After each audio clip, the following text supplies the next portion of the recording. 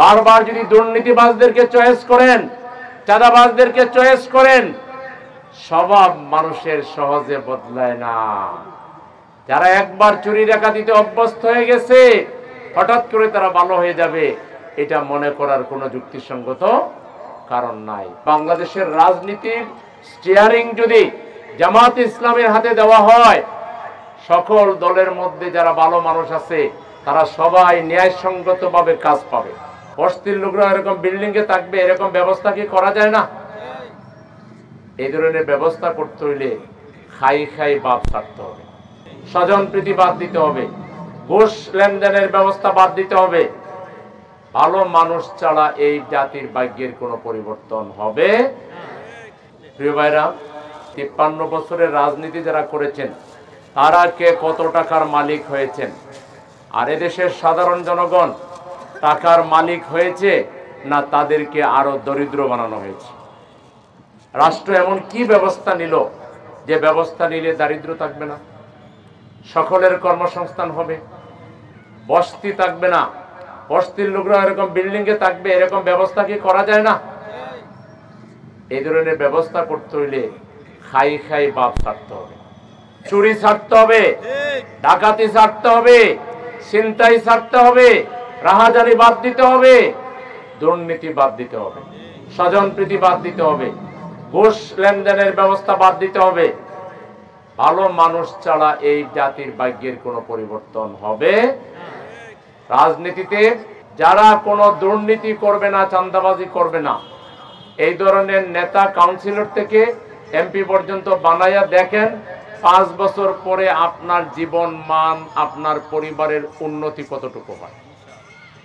এদেশে কোনো ছেলে পড়ালেখার বাইরে থাকবে না, 100% ছেলে মেয়ে পড়ালেখা করবে, অবৈতনিকভাবে পড়ালেখা করবে, বিনামূল্যে চিকিৎসা দিতে হবে।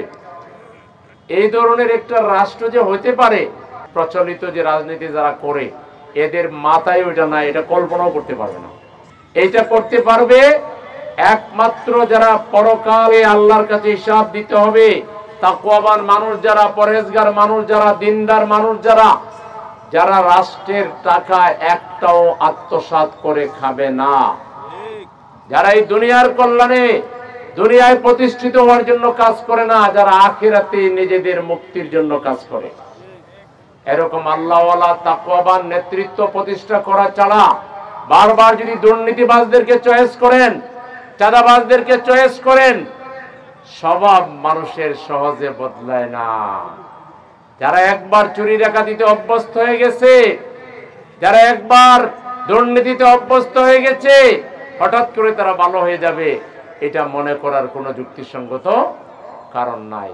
সুতরাং বাংলাদেশের রাজনীতির স্টিয়ারিং যদি জামাত ইসলামের হাতে দেওয়া হয়, সকল দলের মধ্যে যারা ভালো মানুষ আছে তারা সবাই ন্যায়সঙ্গতভাবে কাজ পাবে, তারা ব্যবসা করবে, তারা সরকারের বিভিন্ন উন্নয়ন কার্যক্রমে প্রজেক্টগুলো তাদের হাতে দেওয়া হবে। দল ধর্ম যাচাই বাছাই করা হবে না, মেধা দেখা হবে, প্রয়োজন দেখা হবে, এবং ইনসাফ এবং ন্যায়ের ভিত্তিতে একটা রাষ্ট্র কায়েম হবে। এর বাইরে নিজ দলের মধ্যে শৃঙ্খলা নাই এমন যেসব দল আছে, তারা জাতির মধ্যে শৃঙ্খলা আনবে, তারা তাদের দল বাদ দিয়ে আপনাকে দিবে, আপনি আশা করে বসে থাকেন, কিচ্ছু পাইবেন না। যদি পেতে চান, যারা পরীক্ষিত শক্তি, যাদের মিটিং এ চেয়ার ভাঙ্গাভাঙ্গি হয় না, প্যাকেট নিয়ে টানাটানি হয় না, যাদের দলের ভিতরে গণতন্ত্র আছে, ইউনিট থেকে আমির পর্যন্ত সব জায়গায় নির্বাচন সঠিকভাবে হয়, ভোটের মাধ্যমে নেতা নির্বাচিত হয়, একটি সুশৃঙ্খল দুর্নীতিমুক্ত একটা দলকে যদি আমরা ক্ষমতায় আনতে পারি, 5 বছরে আমরা এদেশ থেকে দারিদ্র্যকে বঙ্গোপসাগরে ইনশাআল্লাহ নিক্ষেপ করব।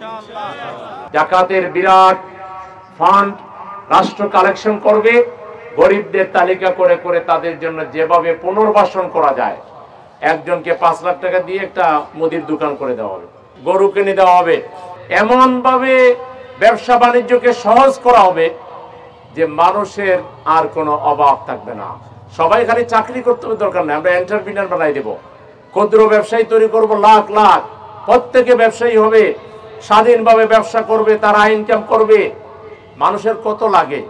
খুব বেশি লাগে না। সঠিকভাবে যদি চাঁদাবাজ মুক্তভাবে ব্যবসা করা যায়, যদি সুদ মুক্তভাবে কাজ করা যায়, তাহলে খুব বেশি কিন্তু আমাদের কিছু করা লাগবে না।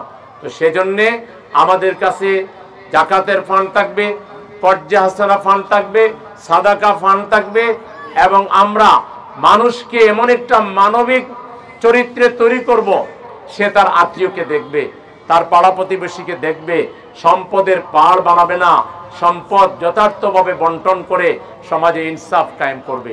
এটা শুধু ইসলাম ছাড়া, কোরআনের বিধান ছাড়া, ভালো মানুষের শাসন ছাড়া অন্য কেউ এটা কল্পনাও করতে পারবে না।